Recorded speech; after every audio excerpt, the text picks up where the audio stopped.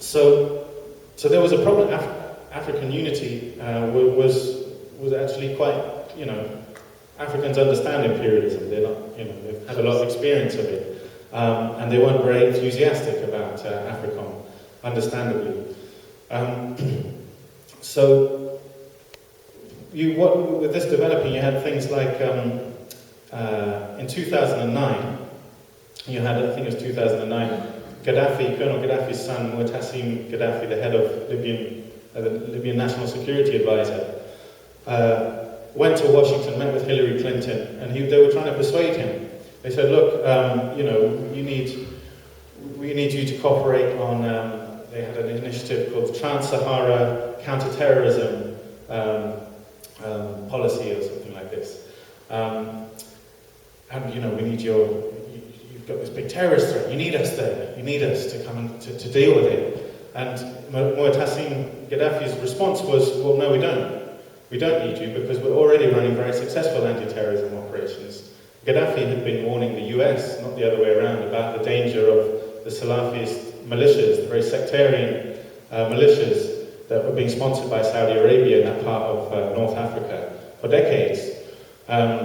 So he was well aware of the threat of this particular type of sectarian Islam and had a very coherent kind of multi-dimensional strategy for dealing with it, including sponsorship of, Gaddafi sponsored mosques all over Africa for kind of his more moderate type of Islam or whatever, a more embracive, less sectarian type than the ones that the Saudis sponsored. The other component was very tight controls, border controls and so on armed groups crossing. He was also an expert, and this was acknowledged recently in an article in The Independent by Major General Jonathan Shaw, no less, who was the head of UK Armed Forces a few years ago and had a role in North Africa. So he understood the significance of Gaddafi as a leader with, he was always criticised for being in power for 42 years. Apparently that's terrible to have a lot of experience.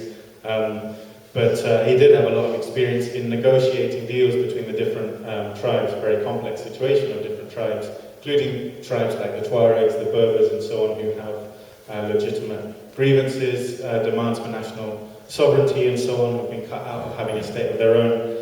Gaddafi negotiated several ceasefire deals where, for example, the Tuaregs would refuse to cooperate with the Salafist militias if they were given then support and funding from the states, if the states would address some of their grievances and so on. These ceasefire agreements held for a long time.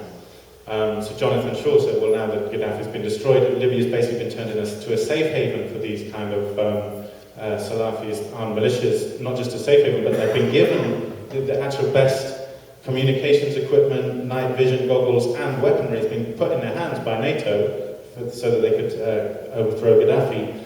And then they went on to loot all of the arsenal of Gaddafi's army once the army was incinerated. And so now Libya's become a safe haven for these, and the whole system of security has broken down. But back in 2009, when this meeting between Gaddafi's son and Clinton took place, it was working very effectively. And it was working effectively through not only the African Union, but a group called SENSAD, which is the Community of Sahel and Saharan States.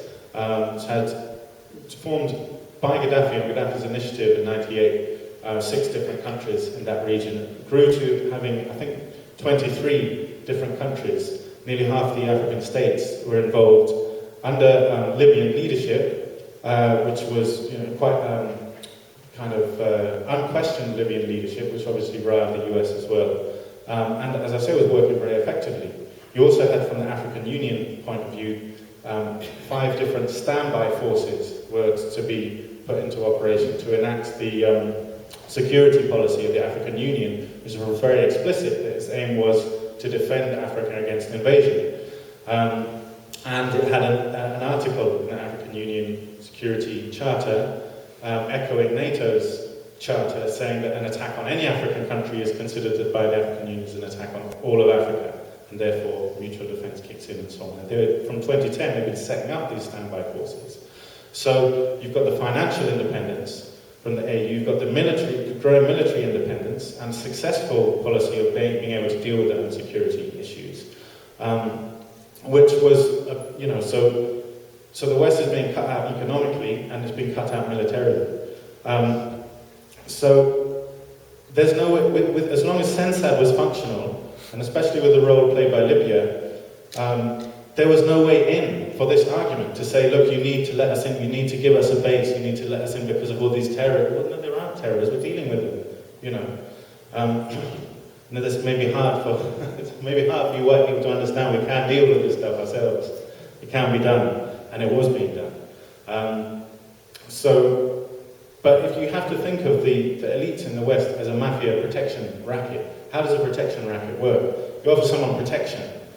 They say, I don't need protection. What do? You send in the heavies, send in the thugs, smash their windows or whatever, smash into their house. Now do you need protection? Actually a real mafia wants to create a situation where they're begging for protection, actually, by the end of, after the first rejection. So what's happened now? They've rejected AFRICOM consistently, and because they were able to deal with the security problem. Libya's been turned into a safe haven, so that now the security, the key main threat that was under wraps is now Libya's been turned to a safe haven to destabilize the whole region. And we can see that in Mali, with the groups that were armed and funded and trained by the West in Libya now going over to Mali to create mayhem there. Really, more and more stuff becomes clearer by the day. There was an interesting report on, I think, Jamestown Foundation. There's three, if you want to understand how to use the Marxist terminology, the imperialist bourgeoisie, the leaders of the transnational corporation, whatever you want to call them, the Western elites, to understand how these people think, there's three very important institutions you should keep a regular eye on. There's Jamestown Foundation, Brookings Institute, and Stratfor. And they release intelligence reports for the multimillionaires who want to know the reality on the ground, because they want to know where to invest and actually what the security situation is. And they're thinking, these guys, about long-term policy, securing long-term energy security for the West, and so on and so forth. A Jamestown Foundation report came out recently detailing in great detail the kind of tragedy of Libya, of what's happened to Libya, and the total breakdown and dysfunctionality of that country now. And there's an interesting section about Libya's southern border. There's an area called, I think it's Al-Wig, I don't know how you pronounce it, Al-Wig is how it's written. And this area, it was clear that natives clearly understood the strategic significance of this area, which is right on the southern border, bordering, I think, Niger, Chad as well. And they understood it because there was interviews with people, with some of the tribesmen who were armed to overthrow Gaddafi, and they said, look, they put so much emphasis on this place during the war against Gaddafi, and now there's nothing. We don't even get paid. We can't control the border anymore. So it's clear that they understood the significance of border security, but they're willfully and gratuitously allowing the groups that are there now to operate across the borders and so on. So there they are. They're in Mali. So you've got the thugs at the door. They've rejected your protection, and now they're being terrorized for it, and now they're begging for protection. And that can't be denied, that a lot of West African states are saying, look, we don't want these Salafist militias, sectarian militias coming and destroying all of Timbuktu and so on. We do want some aid, and unfortunately, they have to go back to the guys that they rejected the help from, who sent in the militias to get the help. So that's the way I see that whole picture. But I don't think that it's not lost though. If you look at the African Union as well, some important changes have been taking place there, because it's very significant that Colonel Gaddafi, this hated demon in the West, was elected chairman of the African Union in 2009, and that gives you a kind of an idea of how this continent is willing to snub the West and adopt its own independent line, whatever one thinks about Gaddafi. That consummate is their leader, shows they're clearly not going to be tools of the West, and shows a certain independent streak.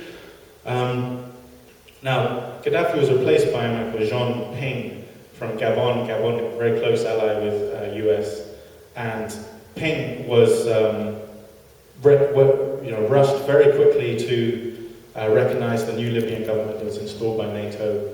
A lot of members were very unhappy at the way that he was very critical of Gaddafi and seemed to be playing into the kind of West war against Libya and so on. A lot of African leaders wanted to have a minute's silence. You know, the guy, Gaddafi was tortured and then executed, you know, just, about a year after he ended his chairmanship of the African Union. And Ping refused requests by other African leaders to have a minute's silence at the African Union summit that followed. But Ping's been replaced now. He was ousted by a lot of the southern African countries who really didn't like the way he basically helped to facilitate the NATO reconquest of Libya. And he's been replaced by a former South African foreign minister who was very close to Mbeki. And Mbeki wrote a scathing piece about NATO and Libya recently that you should look up and read, because again, what everyone thinks of Mbeki, he had it pretty much spot on Libya. So, you know, the African Union is no pushover, which is why they're going to these sub-regional organizations like ECOWAS to now justify this new round of intervention. Trying to, you know, kind of divide and rule again, try and give sub-regional groupings more importance to undermine the unity of the African Union. But yeah, I mean, it's in the balance, and I don't think it's sustainable. I don't think ultimately a military that's based on a declining, failing economy that doesn't really have any popular support, except for in as much as, you know, it creates a worse evil and says, then don't you want us as the lesser of the worse evils, as it's doing in Mali. I don't think that has any long-term sustainability.